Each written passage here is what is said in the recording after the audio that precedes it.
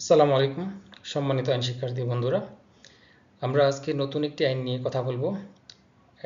Through series of lectures আমরা ল of inheritance নিয়ে কথা বলবো। এখানে 8, 10, 12, 14 যে কয়টা লেকচার প্রয়োজন হয় সেই লেকচারের মাধ্যমে আমরা ইনহেরিটেন্স আইনের নিয়ে কথা বলবো। Law of succession, law of inheritance বা উত্তরাধিকার আইন। যদিও উত্তরাধিকার আইন বলছি, তবে এখানে মূলত মুসলিম উত্তরাধিকার আইন নিয়ে কথা বলবো এই 10-15টা লেকচারের মধ্যে। পরবর্তীতে সময় হলে আমরা হিন্দু এবং খ্রিস্টানদের উত্তরাধিকার প্রাপ্তির যে বিষয়গুলো আছে কিভাবে হয় সেগুলো নিয়েও আলোচনা করবো ইনশাল্লাহ। আইনের শিক্ষার্থীদের কাছে আমার অনুরোধ থাকবে, বইটাতে আমরা যেভাবে স্কুল ইউনিভার্সিটিতে যেটা পড়ে থাকি ওখানে ওই সিকোয়েন্সে না গিয়ে আমরা এখানে যে সিকোয়েন্সে আমি সাজিয়েছি লেকচার 1, 2, 3, 4, 5 এই সিকোয়েন্স অনুযায়ী যদি আপনারা এই ল অফ ইনহেরিটেন্স ফলো করেন তাহলে ল অফ ইনহেরিটেন্স বোঝার ক্ষেত্রে আশা করি আপনাদের কোনো কোয়েশ্চেন থাকবে না। আর যদি কোনো কোয়েশ্চেন থাকে তাহলে কমেন্ট বক্সে জানাবেন, আমরা সেগুলো ধারাবাহিকভাবে আপনাদের এই প্রশ্নগুলোর উত্তর দিব। আরেকটা বিষয় হলো যে আমরা আজকের যে লেকচার সেই লেকচারের একদম প্রাথমিক ধারণা দিচ্ছি যে ল অফ ইনহেরিটেন্স কি, কেন, এটার গুরুত্ব কি, এটার বৈশিষ্ট্য কি। পরবর্তীতে আমরা ডক্ট্রিন অফ রিপ্রেজেন্টেশন এই বিষয়গুলো আসবে এবং শেয়ারার কারা আছে, তারা কত অংশ পায়, কোন ক্ষেত্রে কত অংশ পায়, কোন ক্ষেত্রে বঞ্চিত হয়, কোন ক্ষেত্রে কোনো অংশই কোনো ব্যক্তি পায় না, এরকম করে ধারাবাহিকভাবে সবগুলো বিষয়ে আলোচনা করবো ইনশাল্লাহ। ল অফ ইনহেরিটেন্স বা উত্তরাধিকার আইন, আগেই বলেছি যে যদিও ল অফ ইনহেরিটেন্স বা উত্তরাধিকার আইন বলছি, কিন্তু এখানে মুসলিম উত্তরাধিকার আইন নিয়ে আলোচনা করব। এই আইনটা কি, গুরুত্ব কি, বৈশিষ্ট্য কি, বাংলাদেশে এটার প্রয়োগযোগ্যতা কতটুকু, অর্থাৎ কোরআনিক আইন, কোরআনের আইনটা সরাসরি প্রয়োগযোগ্য হয় নাকি এখানে কোনো কিছু ব্যতিক্রম আছে, সেই বিষয়গুলো আমরা আজকের লেকচারের মধ্যে দেখব। উত্তরাধিকার আইন কি? খুব সহজ কথা হলো যে কোনো একজন ব্যক্তি মারা গেলে তার মারা যাওয়ার পরে তার রেখে যাওয়া সম্পত্তিতে তার রেখে যাওয়া উত্তরাধিকারী কারা হবে এবং তাদের মধ্য থেকে, উত্তরাধিকারীদের মধ্য থেকে কে কতটুকু সম্পত্তি পাবে পাবে না এই সংক্রান্ত যে আইনটা, এটাই হচ্ছে উত্তরাধিকার আইন বা ল অফ ইনহেরিটেন্স।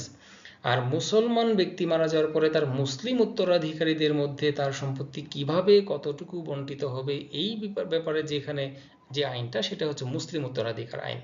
এটাকে ইলমুল ফারায়েজ বলা হয়। কারণ হচ্ছে যেহেতু এটা কোরআনিক আইন, কোরআনের দেওয়া নিয়মকানুন অনুযায়ী এখানে সম্পত্তি বন্টন করা হয়। আর কোরআনিক টার্মটা হচ্ছে এখানে যেটা বলা হয় ইলমুল ফারায়েজ, কোরআনিক বা ইসলামিক টার্ম ইলমুল ফারায়েজ। ইলম মানে হচ্ছে জ্ঞান, ফারাইজ হচ্ছে ফরজের বহুবচন, আরবিতে ফরজ এর বহুবচন হচ্ছে ফারাইজ, অর্থাৎ ফরজ সংক্রান্ত জ্ঞান। এটার অনেক গুরুত্ব রয়েছে, আমরা এই গুরুত্বগুলো একটা একটা করে দেখব। যেমন প্রথম কথা হচ্ছে এটা একটা ফরজে কিফায়া বা কমিউনাল অব্লিগেশন। আমি কেন উত্তরাধিকার আইন শিখবো? আমি যদি আইনের শিক্ষার্থী হই আমার তো শিখতেই হবে, কারণ সেটার উপর পরীক্ষা দিতে হবে, আমার পাশ করতে হবে, অ্যাডভোকেট হতে হবে, অনেক ব্যাপার স্যাপার আছে।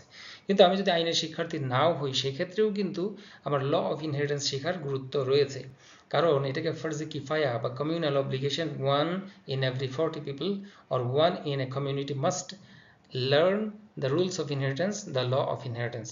ল অফ ইনহেরিটেন্স জানা প্রত্যেকটা কমিউনিটিতে অন্ততপক্ষে একজনের জন্য ফরজ। একটা কমিউনিটিতে যদি একজন লোকও সেটা না শিখে তাহলে সবাই সেটার জন্য গুনাহগার হবে।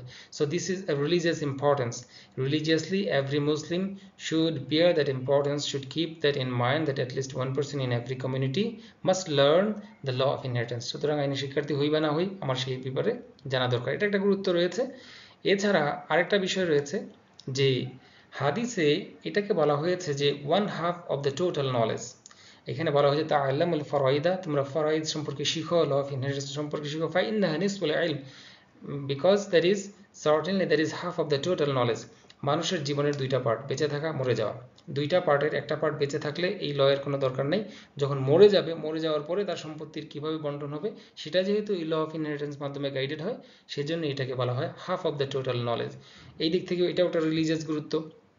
এর বাইরে আমরা দেখব কোরআনের মাধ্যমে এই ল অফ ইনহেরিটেন্সটা গাইডেড হয় মুসলিমদের জন্য, কিন্তু কোরআন সাধারণত একটা পলিসি, ব্রড একটা স্ট্রাকচার বলে দেয় কি করা যাবে যাবে না, তার মৌলিক নীতিমালা বলে দেয় সাধারণত, প্রায় সকল ক্ষেত্রে বা 99% ক্ষেত্রে আমরা বলবো। কিন্তু এই যে ল অফ ইনহেরিটেন্স এটা তার ব্যতিক্রম, এইখানে কিন্তু নীতিমালা বলে নাই, এইভাবে বলে নাই যে শুধু তোমরা ফেয়ারনেসের সাথে, জাস্টিসের সাথে, ইনসাফের সাথে তোমরা তো মৃত ব্যক্তির সম্পত্তি তার উত্তরাধিকারীদের মধ্যে বন্টন করবা, এইভাবে বলে নেই। ফেয়ারনেস, জাস্টিস বা স্ট্রাকচার বলে নেই, বরং এখানে ইন ডিটেইলস, রুলস আকারে, আইন আকারে ডিটেইল করে এই একমাত্র একটা বিষয় এক্সেপশন যেখানে কোরআন শরীফ ডিটেইলে এবং রুলস করার মাধ্যমে বলে দিয়েছে কে পাবে, কত পাবে, কোন সময়ে পাবে। সুতরাং কোরআন এটাকে অনেক গুরুত্ব দিয়েছে এবং প্রফেট সাল্লাল্লাহু আলাইহি ওয়াসাল্লাম ওনার হাদিসেও এটার অনেক গুরুত্ব এসেছে। এই সমস্ত দিক থেকেও আমরা দেখছি যে এই ল অফ ইনহেরিটেন্স শিক্ষা করা আমাদের জন্য অনেক বেশি গুরুত্বপূর্ণ। এবং ল অফ ইনহেরিটেন্স যদি এভাবে না থাকতো তাহলে কোনো একজন ব্যক্তির হাতে সম্পদ কুক্ষিগত হয়ে যাওয়ার, পুঞ্জীভূত হয়ে দীর্ঘদিন পড়ে থাকার একটা সুযোগ ছিল। সুতরাং এই law of inheritance that prevents the concentration of property in the hand of one or few people, এটা আরেকটা ইম্পর্টেন্স।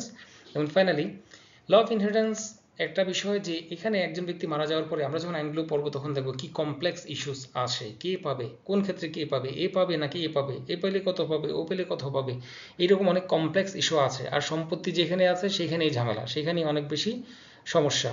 সুতরাং এই কমপ্লেক্স যে ইস্যুগুলো সেগুলো যদি এভাবে সুন্দর করে সেটেল করা না যেত তাহলে এই সোশ্যাল জাস্টিস, সোশ্যাল পিস সেটা রক্ষা করা সম্ভব হতো না, সেখানে অ্যানার্কি, অনেক খেওয়াস তৈরি হতো। সুতরাং এই law of inheritance that prevents the chaos and anarchy in the society rather establishes social justice and social peace. আরেকটা বিষয় হচ্ছে এই আইনের বৈশিষ্ট্য।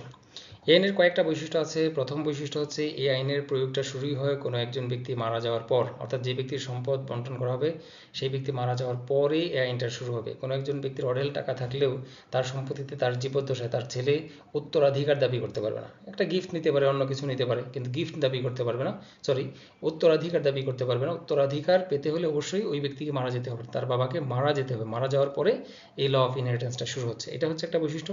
এবং এখানে শেয়ার্স এবং শেয়ারার্স যারা আছে কতটুকু অংশ পাবে, কে পাবে, কারা পাবে, কতটুকু অংশ পাবে, এটা খুবই স্পেসিফিক। এখানে অ্যাবসার্ডিটি, কোনো ধরনের কনফিউশন এখানে নাই। এবং সাধারণত মেল ফিমেল কাউন্টারপার্ট যারা থাকবে তাদের মধ্যে সাধারণত ফিমেলরা মেলের হাফ পাবে, বোন ভাইয়ের হাফ পাবে, স্ত্রী স্বামীর হাফ পাবে, এবং ছেলে মেয়ের ডবল পাবে, অর্থাৎ মেয়ে ছেলের হাফ পাবে। এগুলো দেখে অনেকের মনে হতে পারে যে মেয়েদেরকে ঠকানো হয়েছে, কিন্তু কখনোই না।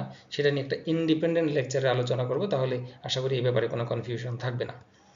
এবং এটা খুব জাস্টিস এবং ফেয়ারনেসের ভিত্তিতে এটা করা হয়েছে, এখানে কোনো আনজাস্ট এবং আনফেয়ার কোনো কিছু নাই। পরবর্তীতে যখন আমরা এই ল অফ ইনহেরিটেন্সের অঙ্কগুলো করব তখন দেখবেন কত চমৎকারভাবে এখানে জাস্টিস এবং ফেয়ারনেসের উপরে এই ল অফ ইনহেরিটেন্সটা তৈরি করা হয়েছে।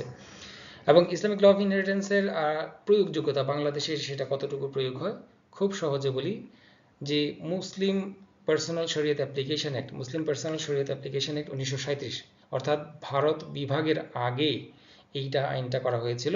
এবং ওইটার 2 নম্বর ধারায় সেখানে বলে দেওয়া ছিল যে মুসলমানদের জন্য মুসলমানদের যে ইনহেরিটেন্স, মুসলমানদের যে উত্তরাধিকার সেটা কোরআনিক আইন, কোরআন অনুযায়ী অর্থাৎ শরিয়তের আইন অনুযায়ী সেটা প্রয়োগ করা হবে। সুতরাং সেটার মাধ্যমে আমরা বৈধতা পাই যে কোরআনের আইন অনুযায়ী একজন মুসলিম ব্যক্তি মারা যাওয়ার পর তার সম্পত্তি বণ্টিত হবে। এছাড়া পরবর্তীতে পাকিস্তান পিরিয়ডে 1961 সালে মুসলিম ফ্যামিলি লজ অর্ডিন্যান্স, যেটাকে আমরা সংক্ষেপে MFLO বলি, ওইটার সেকশন 4 এর মাধ্যমে একটা নতুন ধারা যুক্ত করা হয়েছে যেটাকে ডক্ট্রিন অফ রিপ্রেজেন্টেশন বা প্রতিনিধিত্বের মতবাদ বলে। এটা নিয়ে ডিটেল অন্য একটা লেকচারে আলোচনা করব। ওইটার মাধ্যমে কিছু পরিবর্তন আনা হয়েছে। তাহলে মূলত আমরা বলবো যে এখানে যে প্রয়োগের ব্যাপারে যে বাংলাদেশে শরীয়তের আইন অনুযায়ী একজন মুসলিম ব্যক্তি মারা যাওয়ার পর তার সম্পত্তি বণ্টিত হয়, তবে সেখানে 1961 সালে একটা পরিবর্তন এসেছে সেকশন 4 এ। এই একটা পরিবর্তন ছাড়া বাকি সমস্ত ক্ষেত্রে কোরআনিক আইন অনুযায়ী এখানে সম্পদ বণ্টিত হয়ে থাকে। এই ছিল মোটামুটি আমাদের ল অফ ইনহেরিটেন্স নিয়ে প্রাথমিক আলোচনা।